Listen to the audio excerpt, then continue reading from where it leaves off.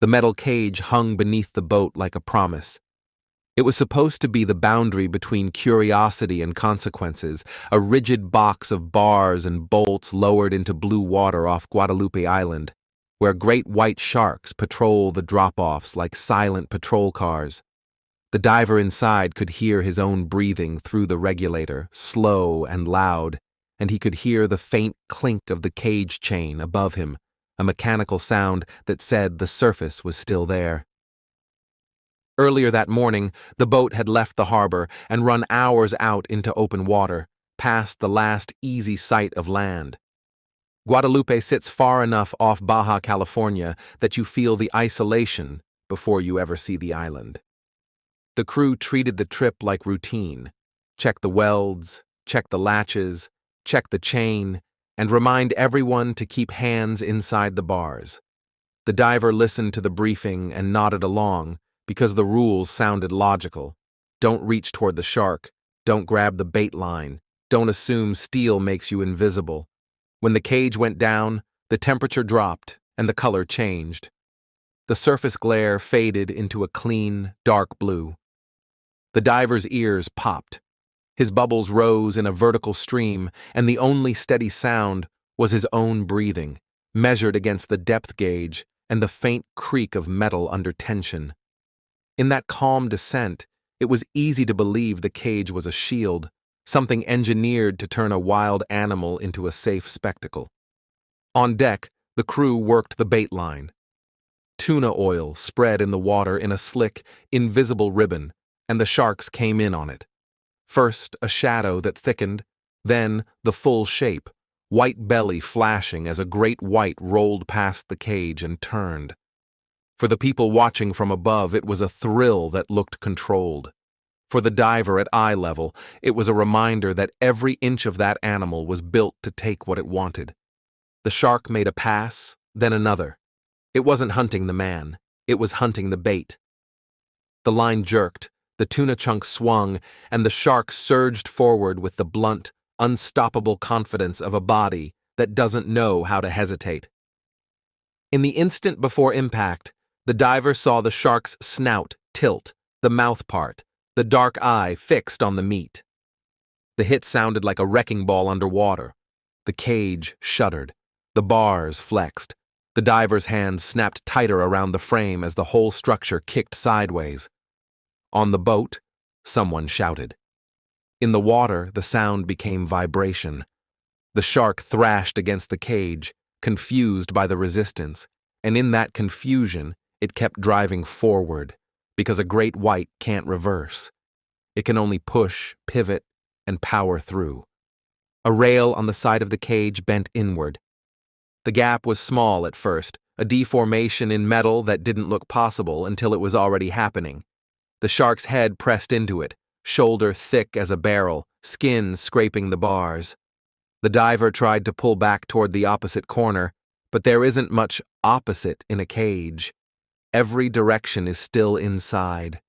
He kicked, trying to keep his body away from the shark's mouth, and the water filled with white turbulence, bubbles, bait fragments, and silt kicked up from below. Then the shark broke through. In one violent shove, the animal forced its way into the cage, not like a predator entering a room on purpose, but like a huge body getting stuck in a space it never meant to fit. Its momentum carried it forward until its torso wedged between the rails. The cage became a trap for both of them, a diver with nowhere to go and a great white suddenly confined, panicking and thrashing. The diver's world narrowed to muscle and teeth and water pressure. The shark's tail whipped, slamming the bars, and each impact rang through the cage like a bell. The bait line tangled. The shark rolled, trying to turn itself out, but the cage corners stopped it, and that made it worse. When the shark's mouth opened, the diver saw the pale interior and the curved teeth designed to saw through flesh, and he understood that accidental didn't matter. Panic doesn't care why you're in danger. He tried to stay vertical, to keep his fins under him, but the shark's tail drove the water like a storm, knocking him into the bars.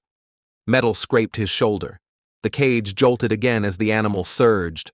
For a second, the shark's head was close enough that the diver could have touched it, close enough to see the scars on its skin, the pores, the subtle texture that never shows up in postcards. Above them, the crew reacted fast. The safety plan for a cage dive is usually about keeping sharks out, not letting one out. But the men on deck understood what mattered. They hauled at the cage line to stabilize it and threw open the top hatch. The sound of the hatch releasing traveled down as a dull clank, and a rectangle of brighter light appeared overhead. The diver looked up and saw the exit. He also saw what stood between him and it. The shark thrashed again, and its body shifted just enough to create a pocket of space. The diver pushed into that pocket, using the bars as leverage, trying to keep his air hose from snagging. He could feel the shark's movement as pressure waves slamming into his chest.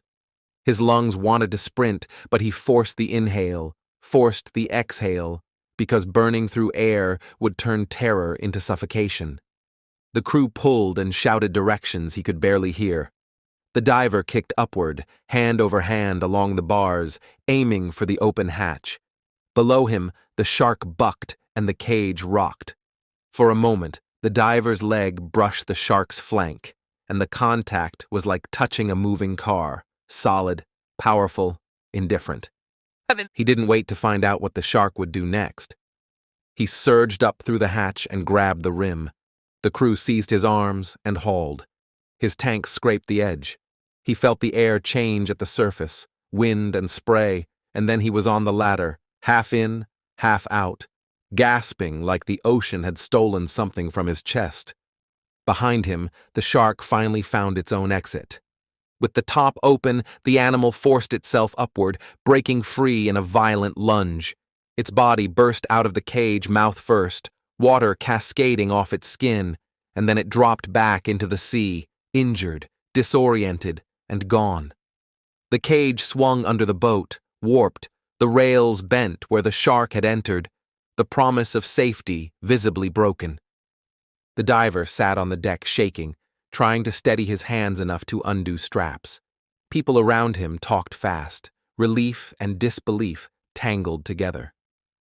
Someone kept saying how lucky he was, lucky that the shark had been after bait, not him, lucky that the crew had opened the top quickly, lucky that the cage had held long enough to become an escape route instead of a coffin. But luck wasn't the only thing that kept him alive. In the seconds when metal bent and the animal filled the cage, he didn't black out. He didn't rip his regulator out in panic.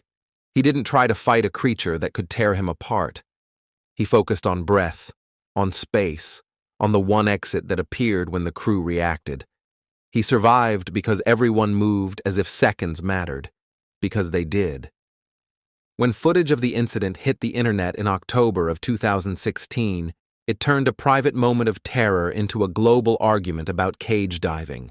Some people saw cruelty, others saw reckless tourism. The people on that boat saw something simpler: how thin the line is between a controlled thrill and an emergency, and how fast a great white can turn a steel box into a trap. The diver left Guadalupe alive, unbitten and shaken to the bone. The cage came back up onto the deck, bent and scarred, proof that the ocean doesn't sign contracts. It only allows you to borrow safety until it doesn't. Thank you for listening to Horrifying Survival Stories. Subscribe for more stories of those who faced the impossible and lived.